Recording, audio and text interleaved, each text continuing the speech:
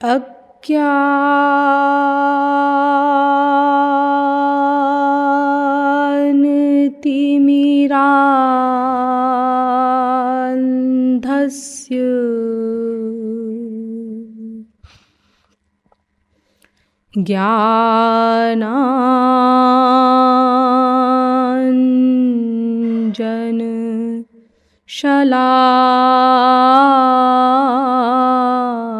ज्ञानाञ्जनशलाकया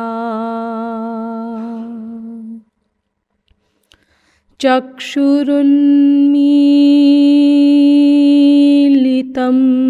येन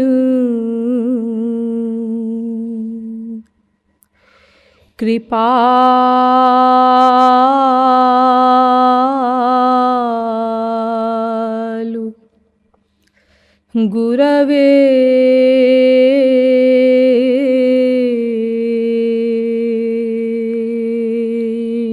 नमः।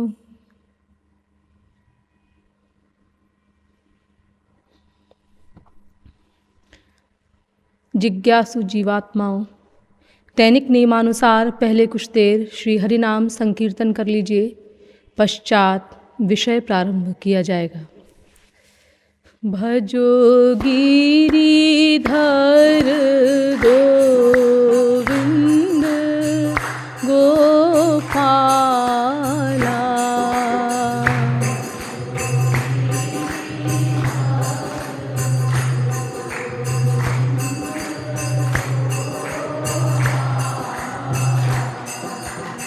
भजो गिरिधर गोविंद गोपाला,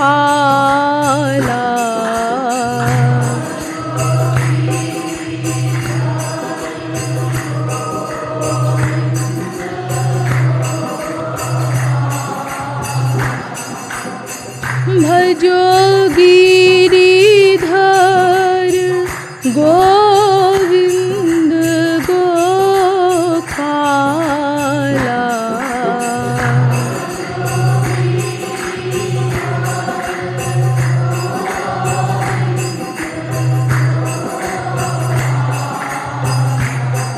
हे भजो गिरिधर गोविंद गोपाला,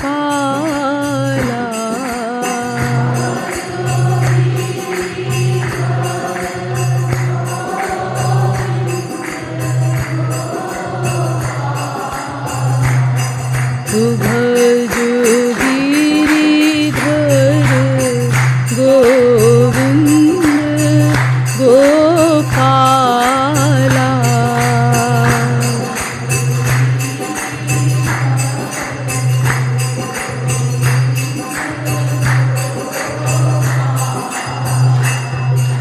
वृंदावन बिहारी लाल की, श्रीमद् सतगुरु सरकार की।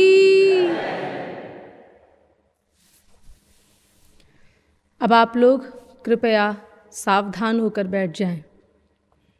अब तक आप लोगों को यह बताया गया कि ईश्वर का अंश होने के कारण विश्व का प्रत्येक जीव एकमात्र आनंद ही चाहता है, और आनंद तभी प्राप्त हो सकता है जब कोई ईश्वर प्राप्ति कर ले, क्योंकि आनंद ईश्वर का ही दूसरा नाम है। ईश्वर प्राप्ति ईश्वर की कृपा से ही होगी, और कृपा शरणागति से ही होगी। शरणागति मन को ही करनी है, लेकिन ये मन अनादिकाल से संसार में आसक्त है। इसीलिए जब तक मन को संसार से पृथक न किया जाएगा, तब तक ईश्वर की शरणागति कैसे ये मन कर सकता है। इसीलिए संसार के स्वरूप पर विचार आवश्यक प्रतीत हुआ। इस संसार के विषय में आपको बताया गया कि ये संसार दो प्रकार का होता है, एक बाहर का संसार और एक भीतर का मानसिक जगत। भीतर का संसार मिथ्या है, बाहर का संसार सत्य है, क्योंकि वो सत्य ईश्वर ने बनाया है। इसीलिए अगर कोई भीतर के संसार को समाप्त कर दे तो बाहर का संसार उसकी कोई हानि नहीं कर सकता, लेकिन अगर कोई बाहर के संसार को समाप्त भी कर दे तो भी खतरा बना रहेगा, क्योंकि भीतर का संसार है। भीतर का संसार बाहर के संसार से क्या संबंध रखता है ये भी बताया गया कि बाहर के संसार को पाकर के भीतर का संसार बढ़ जाता है। इसीलिए जब तक भीतर का संसार पूर्ण रूप से समाप्त न हो जाए तब तक बाहर के संसार से भी हमको सावधान रहना होगा।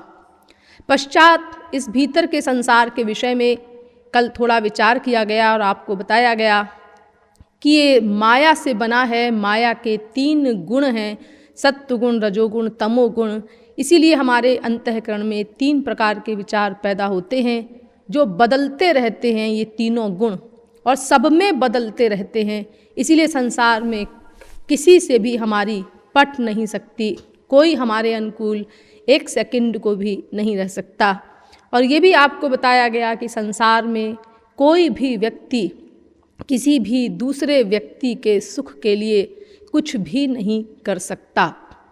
यही कारण है कि सब भगवान के अवतार, सब संत और सब ग्रंथ कहते हैं कि केवल भगवान से ही प्यार करो। संसार में केवल व्यवहार मात्र करो, संसार में तुम्हारा कोई है नहीं। रे चित्त चिंतय चिरम चरणौ मुरारेः पारं गमिष्यसि यतो भवसागरस्य पुत्राः कलत्रमितरे नहि ते सहायाः सर्वं विलोकय सखे मृगतृष्णिकाभम्। संसार तो मृग तृष्णा के समान है। यहाँ से कुछ मिलेगा नहीं तुमको जो तुम चाहते हो अनादिकाल से, जिसके लिए तड़प रहे हो। भगवान ही तुम्हारे एकमात्र हैं, उन्हीं से प्यार करो, उन्हीं से सब कुछ मिलेगा। काते कांता कस्ते पुत्रः संसारो यमतीव विचित्रः कस्य त्वं कः कुत आयातः तत्त्वं चिन्तय मनसि भ्रातः भज गोविंदम भज गोविंदम गोविंदम भज मूढ़मते। अरे कौन तुम्हारी बीवी, कौन तुम्हारा पति, कौन तुम्हारी माँ, कौन तुम्हारा बाप, बेटा, भाई बहन? कोई नहीं है, तुम्हारा एकमात्र भगवान है। इन लोगों से प्यार न करो, इनके प्रति जो ड्यूटी है वो कर दो। प्यार व्यार केवल भगवान से करो, एकमात्र वही तुम्हारा है।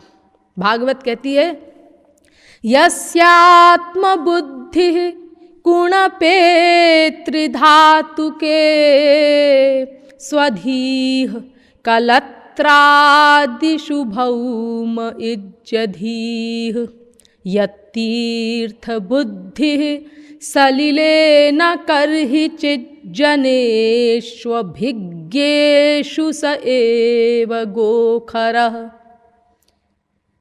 जो अपने शरीर को ही आत्मा मानता है, यानी अपना असली रूप मानता है, मैं शरीर हूँ ऐसा मानता है, और ये शरीर के जो नातेदार हैं, स्त्री, पति, माँ बाप, बेटा बेटी आदि, इन्हीं को अपना सगा मानता है, हितैषी मानता है, और महापुरुष से प्रेम नहीं करता। ये सब भावनाएं भगवान के भक्तों के प्रति नहीं करता। वो तो पशुओं में भी नीच गधा है, गधा।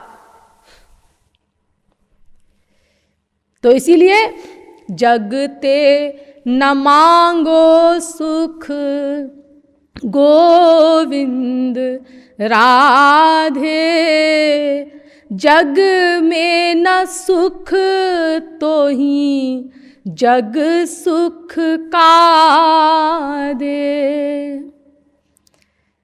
सुख का भिखारी तो है गोविंद राधे। सारा जग, सभी संसार भिखारी है, तो फिर पुनी तो ही सुख का दे। तुमको कहाँ से सुख दे देगा संसार? तू जासो सुख मांगे गोविंद राधे, वो भी तो सो मांगे सुख, तो ही सुख का दे। तुम जिससे सुख की आशा कर रहे हो वो तुमसे आशा कर रहा है। सारा संसार भिखारी है, सब चाहे निज सुख गोविंद राधे। याते रात दिन खटपट हो बता दे। तो इसीलिए दृढ़ निश्चय कर लो, दाता हरि गुरु दो हैं, दाता हरि गुरु दो हैं गोविंद राधे। और सब जग है भिखारी तो ही का दे। राधा गोविंद गीत। इसीलिए शास्त्र कहते हैं संसार से प्यार न करो, कोई तुम्हारा नहीं है, केवल भगवान से प्यार करो, इनके प्रति केवल कर्तव्य पालन करो, यथोचित व्यवहार करो, जिसके प्रति तुम्हारी जो ड्यूटी है। बाइबल तक में लिखी है ये बात, ऑनर दाय फादर, ऑनर दाय mother, but love the Lord दाय God with all thine heart, with all thy soul, with all thy might। अपने पिता का सम्मान करो, माँ का सम्मान करो, लेकिन भगवान जो तुम्हारा अपना है उसको love the Lord thy God with all thine heart, with all thy soul, with all thy might। उसको संपूर्ण हृदय के साथ प्रेम करो, संपूर्ण आत्मा के साथ प्रेम करो, संपूर्ण शक्ति के साथ प्रेम करो। तुम्हारा अपना केवल वही है, और बाकी सबका अपना सम्मान करो। माँ है, बाप है, जो तुमसे बड़े हैं, जिसके प्रति जो तुमको करना है, छोटों के प्रति जो ड्यूटी है वो करो। तुम प्यार केवल उनसे करो, संसार में कोई तुम्हारा नहीं। अब चलिए इसके आगे मेन पॉइंट, अब मेन क्वेश्चन, संसार में सुख है क्या? इस पर गहराई से हमें विचार करना है, क्योंकि केवल कहने से कि संसार में सुख नहीं है, इतनी जल्दी हमारी बुद्धि विश्वास कर लेती केवल सुनने मात्र से, तो फिर क्या बात थी।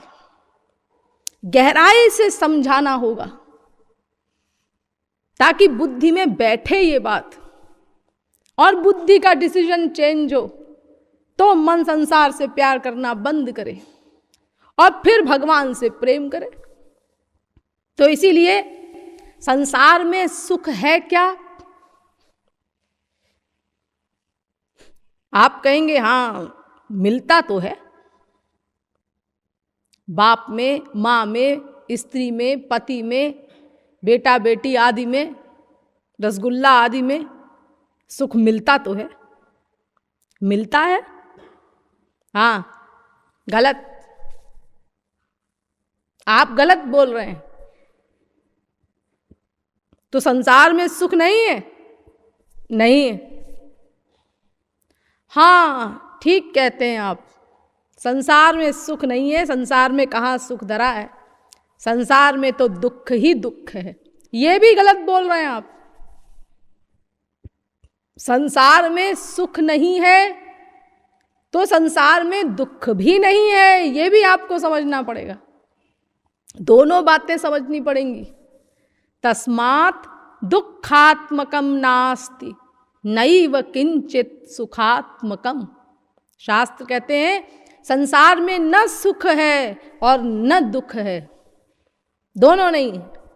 शत्रु मित्र सुख दुख जग माही, माया कृत परमारथ नाही। न सुख है न दुख है, दोनों नहीं। पहले संसार में सुख नहीं है, ये समझिए गहराई से। देखिए संसार में जिस चीज में भी आप सुख मानते हैं उसमें सुख नहीं है। जिस चीज में भी आप सुख मानते हैं, अरे कोई नाम बता देते हैं आपको, रसगुल्ला, रसगुल्ले में सुख है?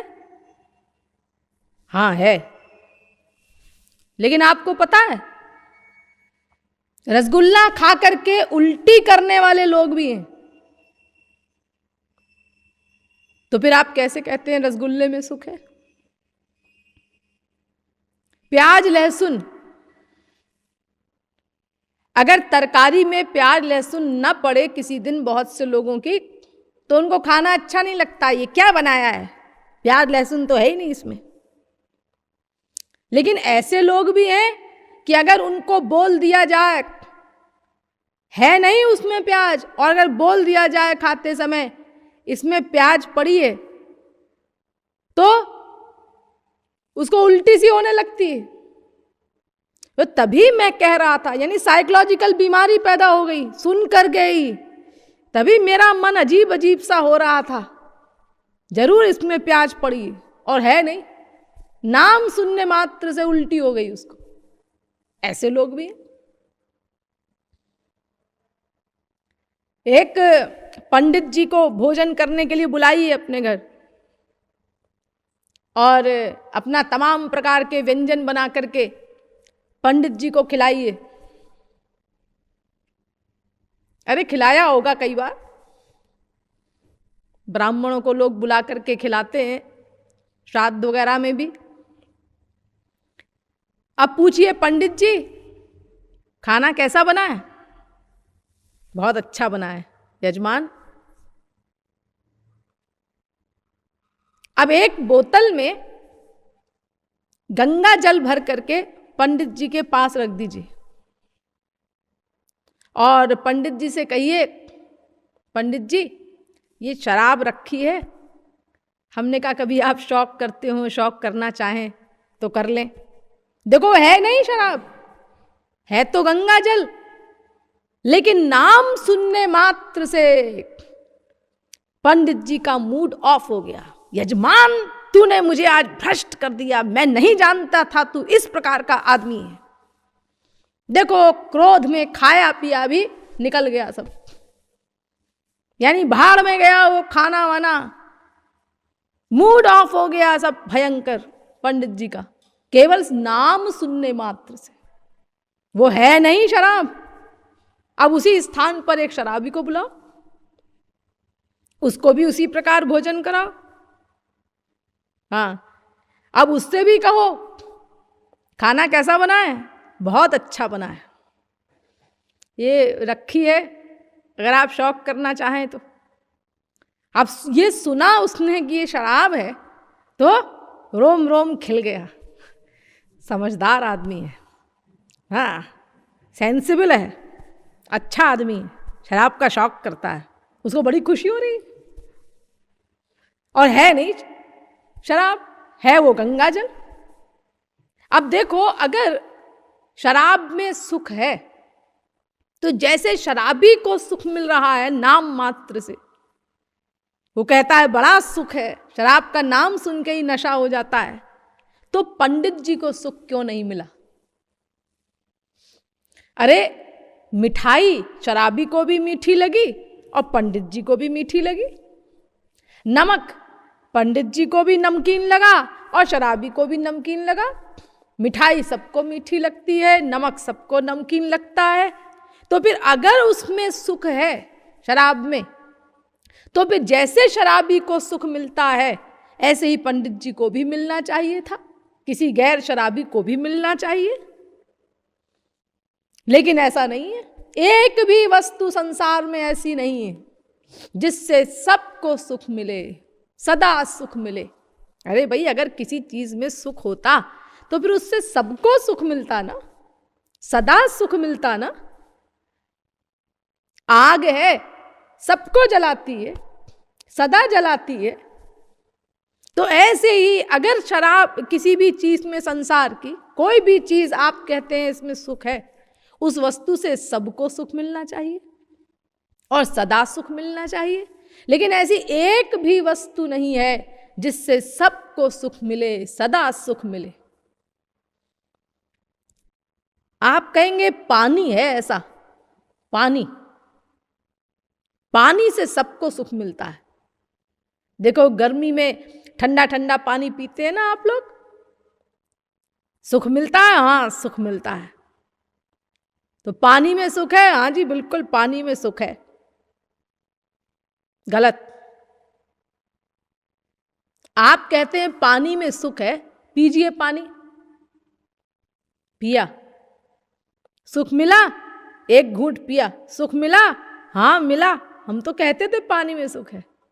अच्छा, दूसरा घूंट पियो, सुख कम, तीसरा घूंट और कम, चौथा घूंट और कम, पांचवां घूंट और कम, 10वां घूंट, सुख समाप्त।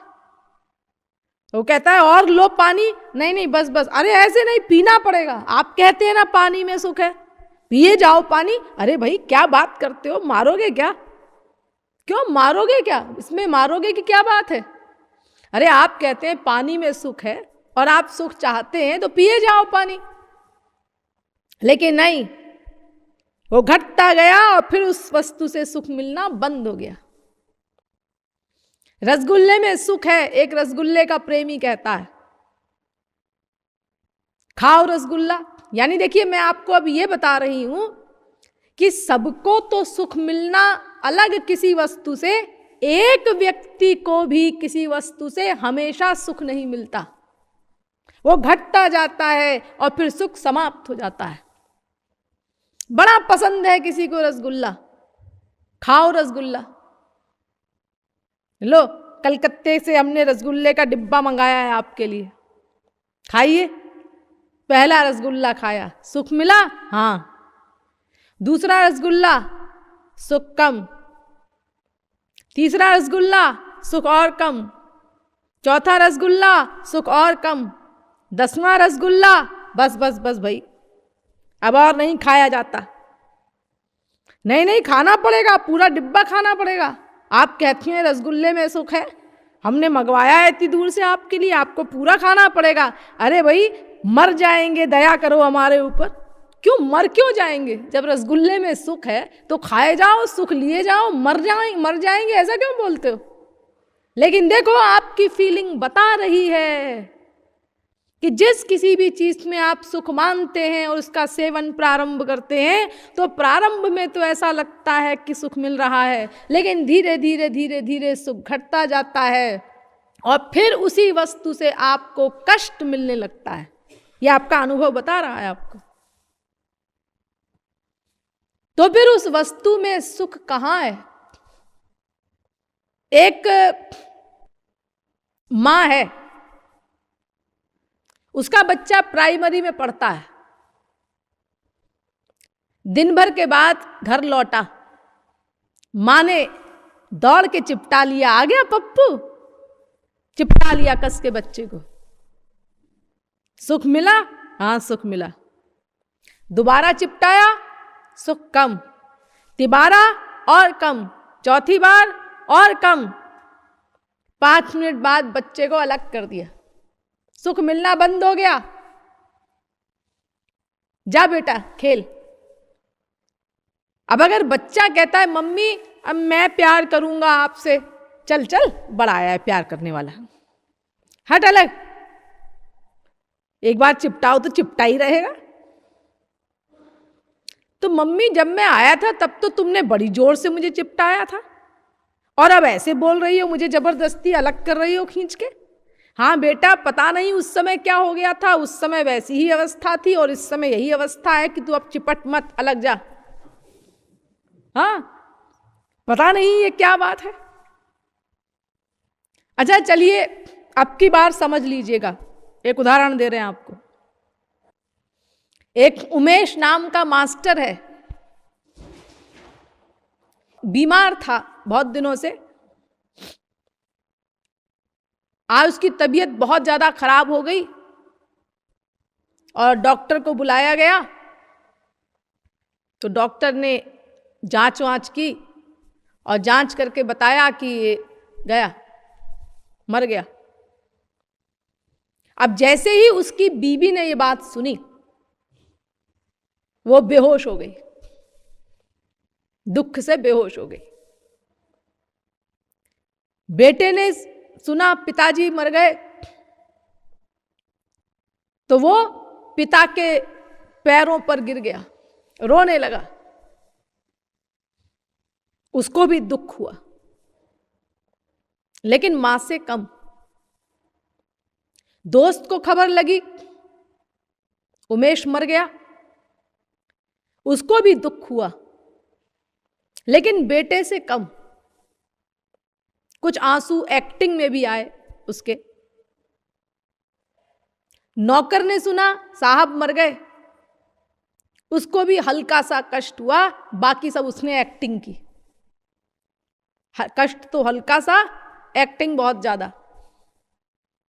पड़ोसी के पास भी खबर गई, साहब वो जो रमेश है वो मर गया, उमेश मर गया।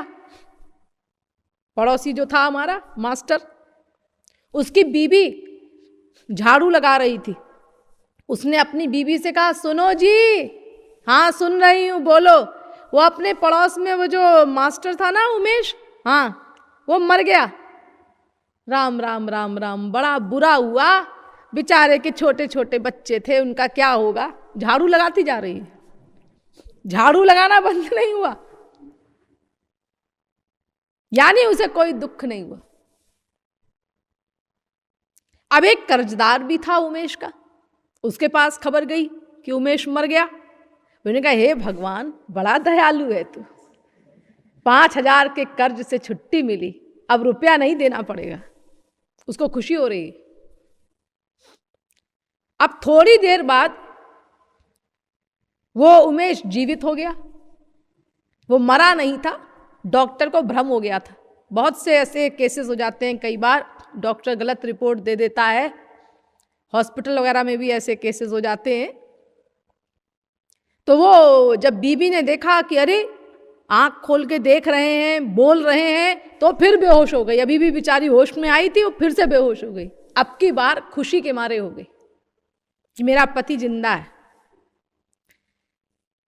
बेटे ने देखा पिताजी जिंदा हैं, तो अब तक उसके गरम गरम आंसू निकल रहे थे। वियोग के आंसू गरम होते हैं और खुशी के आंसू ठंडे होते हैं। आप लोग तो आंसू बहाते हुए जानते होंगे। तो अब तक उसके गरम गरम आंसू निकल रहे थे और अब ठंडे ठंडे आंसू निकलने लगे, यानी उसको भी बहुत खुशी हुई, लेकिन मां से कम हुई। अब मित्र ने भी देखा कि दोस्त जिंदा है, उसको भी खुशी हुई, लेकिन बेटे से कम। नौकर ने भी देखा, उसको भी हल्की सी खुशी हुई। पड़ोसी के पास फिर खबर गई, तो उसने फिर अपनी बीबी से कहा, वो अभी तक झाड़ू ही लगा रही थी, दूसरे कमरे में लगा रही थी। उसने कहा, सुनो जी, हाँ वो जो अभी खबर आई थी ना कि उमेश मास्टर मर गया, हाँ अरे वो डॉक्टर का दिमाग खराब हो गया था, गलत बता दिया था उसने, वो जिंदा है। अच्छा हुआ, वरना वो बच्चों का क्या होता उसके। उसे कोई खुशी नहीं, काम करना उसी प्रकार जारी है उसका, उसमें कोई अंतर नहीं आया। और कर्जदार ने सुना कि उमेश जिंदा हो गया, उसने कहा, हे भगवान, ये तूने क्या किया, अब 5,000 चुकाना पड़ेगा मुझे। उसको दुख हुआ। अब इन सबको इकट्ठा कर लो, और कुछ फिलोसफर्स भी इकट्ठा हो गए ये डिसाइड करने के लिए कि उमेश में वास्तव में है क्या, क्या है, सुख है या दुख है, और सुख है तो कितना सुख है। अब सबको इकट्ठा करके और क्वेश्चन किया गया, भाई सच सच बताना, बिल्कुल अपने अनुभव से, जरा भी बढ़ा के नहीं घटा के नहीं, जो तुमको अनुभव हुआ है उसके अनुसार उमेश में सुख है। बीबी कहती है हाँ। कितना सुख है? बीबी कहती है 16 आना। बेटे से पूछा गया तुम बताओ, मम्मी बढ़ा के बोल रही हैं पिताजी में सुख तो है लेकिन 16 आना नहीं है, 12 आना है।